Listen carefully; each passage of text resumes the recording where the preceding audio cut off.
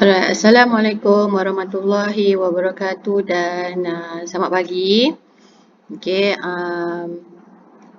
untuk PDPR hari ni cikgu kena rekod sebab guru-guru ada mesyuarat pada 9 pagi. Okey, hari ni kamu akan mengulang kaji 2 subtopik kecil. Yang pertama ialah sistem pembiakan manusia. Okey, so dalam subtopik ni kita akan mengulang kaji tentang struktur dan fungsi sistem pembiakan dalam lelaki dan perempuan. Kemudian kita akan melihat perubahan fizikal. Kita akan mengulang kaji apakah perubahan fizikal yang berlaku semasa akhir balik dalam lelaki dan perempuan.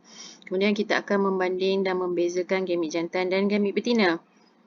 Alright, gambar rajah ini adalah gambar rajah sistem pembiakan lelaki. Dan gambar rajah ini adalah sistem pembiakan perempuan.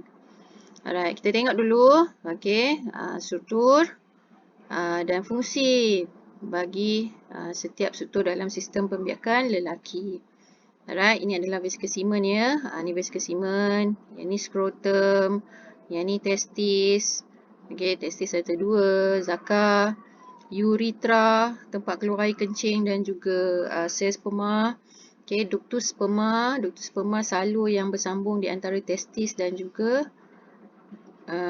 urethra, kemudian kelenjar prostat. Ini adalah pundi kencing. Okey, pundi kencing bukan sebahagian daripada sistem pembiakan lelaki. Pundi kencing adalah sebahagian daripada sistem pembiakan, sistem perkumuhan. Alright, okey, testis.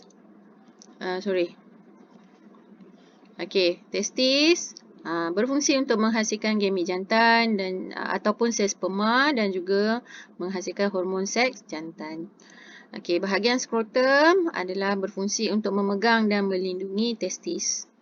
Okey, jadi bahagian skrotum atau bahagian kulit tu, okey, disebabkan testis ni berada di luar badan. Okey, jadi dia akan sedikit suhu testis akan sedikit rendah daripada badan. Okey, jadi skrotum dia memelihara suhu supaya lebih stabil untuk menghasilkan sperma. Okey. Alright, vesikel semen berfungsi untuk merembeskan bendali. Okey, bendali ataupun cecair yang mengandungi nutrien untuk sperma. Okey, zakar pula berfungsi untuk memindahkan sperma ke dalam faraj. Okey. Bahagian urethra adalah salur untuk mengeluarkan sperma. Bahagian urethra ni bahagian ni. Okey. Dia mengeluarkan sperma dan juga air kencing. Jadi urethra adalah bahagian yang berada dalam sistem pembiakan dan berada dalam sistem perkumuhan. Okey. Ductus sperma adalah salur yang menyambungkan testis kepada urethra. Okey. Alright, kemudian kelenjar prostat dia menghasilkan cecair yang berkhasiat untuk melindungi sperma. Jadi sperma akan disimpan sementara dalam ni lah. Okey, apabila sperma dihasilkan, dikeluarkan, disimpan sementara dalam ni, so sel-sel sperma akan mendapat cecair yang berkhasiat daripada kelenjar prostat.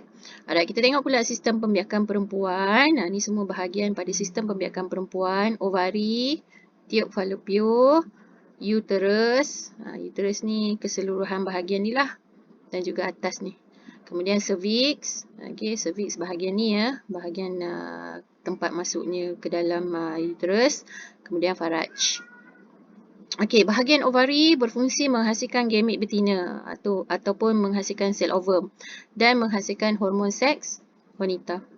Okey, so ada 2 ovari. Ini ovari. Okey, bahagian cervix adalah bahagian yang mengeluarkan mukus atau bendali atau cecair untuk memudahkan sperma berenang. Okey, masuk ke dalam uterus. Bahagian cervix ni bahagian bukaan kecil je. Dia sempit je. Okey, tapi bahagian cervix ni kalau dalam proses kelahiran dia akan meregang. Okey, dia akan meregang dan membuka bagi laluan untuk bayi dilahirkan. Okey, bahagian faraj adalah bahagian yang menerima sperma dan menjadi saluran apabila bayi dilahirkan. Okey, bahagian uterus ataupun rahim adalah tempat di mana embrio akan berkembang dan membesar. Okey, maksudnya nanti embrio akan masuk menempel di dalam uterus. Okey, dan berlakulah proses kehamilan. Okey, tiuk falopio adalah tempat persenyawaan antara sperma dan juga ovum. Okey, so tempat persenyawaan di antara sperma dan ovum akan berlaku di dalam tiuk falopio. So persenyawaan akan berlaku di dalam tiuk falopio. Okey, kita nak belajar apakah perubahan fizikal semasa akil balik bagi lelaki. Okey. Yang pertama adalah peti suara akan membesar dan suara menjadi garau. Okey. Pada umur berapa lelaki akan mengalami akil balik? Pada umur antara 13 ke 15 tahun. Okey, lebih lewat daripada perempuan Okey. Alright, perubahan fizikal yang seterusnya, orang lelaki akan mula tumbuh misai dan janggut. Okey, ni mungkin kamulah pada tingkatan 5, tingkatan 4. Okey, ni apabila dewasa. Okey, perubahan fizikal yang lain, bulu akan mula tumbuh di muka, ketiak dan dada. Okey, so akan tumbuh bulu lah. Okey. Kemudian, apakah lagi perubahan fizikal yang lain? Testis akan menghasilkan sperma dan hormon seks. Okey. Bulu akan mula tumbuh di bahagian sulit. Okey. Dan zakar